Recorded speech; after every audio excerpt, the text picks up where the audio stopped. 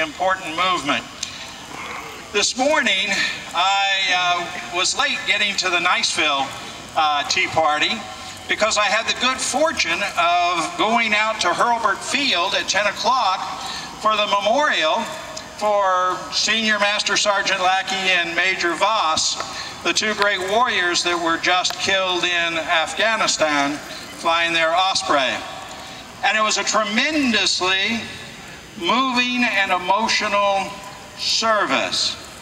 I had the good fortune of seeing a three-star general walk over to the widow of the Senior Master Sergeant and bow down on one knee and present the flag to her with tears in his eyes.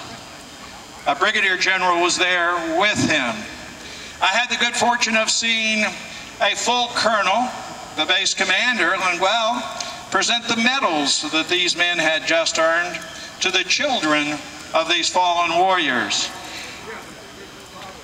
Tears in his eyes. Our Congressman, Jeff Miller, there, his eyes welled up. This was the type of start to today that I was honored to participate in.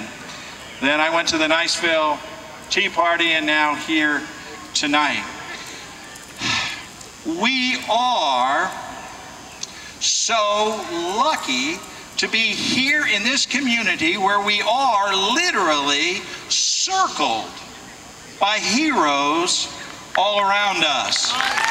Yes, please, they deserve it. And yet we're villainized by the media because we come out and we say, no, you can't do this to our country. No, you've got to stop changing a great republic with a free enterprise system into a socialist banana republic. We're criticized because we say no to changing in a bulletless coup this nation that we have. A great American who I very, very, very much respect, one of the most dynamic forces to come on the political scene lately, Sarah Palin.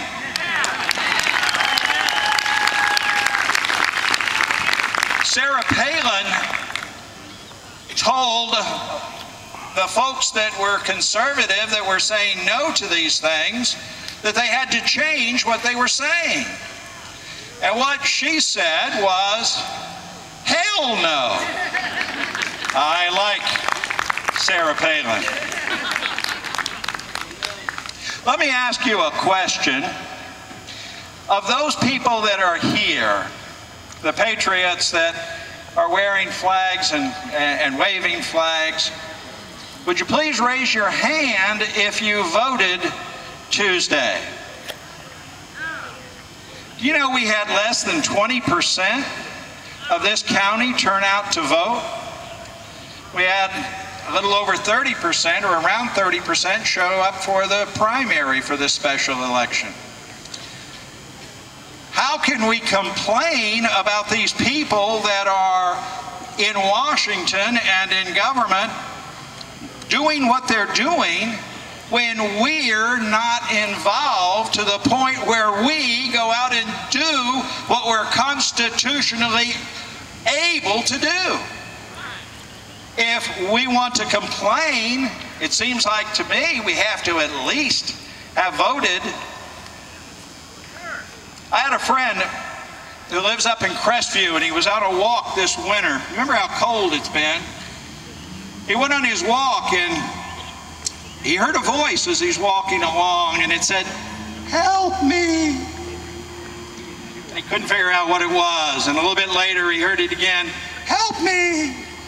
And he looked around, and he looked around, and finally he saw a pygmy rattlesnake there on the ground. And the snake looked up at him and said, "Help me, I'm freezing to death. Help me. Pick me up. Put me under your coat so I can get warm. Well, being a bleeding heart liberal that he was, and not all that smart, he reached out, picked up the rattlesnake, put him under his coat, warmed him up. The next thing he knew, he had a strong pain in his chest. And he looked at that snake that he threw to the ground and said, "How could you do that to me? I saved your life." And the snake looked back and said, "You knew I was a snake when you picked me up." Well, we knew what this particular president was going to do before he was elected. He told us what he was going to do. Now, I realize that there's a lot of lying going on and a lot of half-truths going on, but we should have known exactly what he was going to do. He told us. And after all, we knew he was a snake when we picked him up.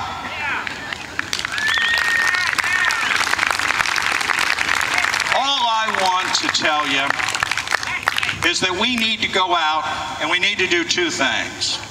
One, we need to maybe stop using the word no and start saying things like, yes, I'm for traditional American values. Heck yes. Yes, I'm for traditional American marriage. Heck yes. I'm for a strong national defense. I'm for keeping government out of the operating room and out of my life. Heck yes.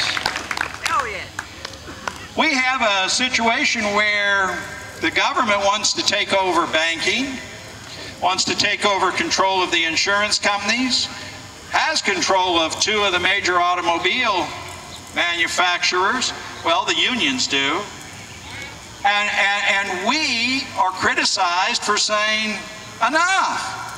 What we should say is keep the government out of our free enterprise system.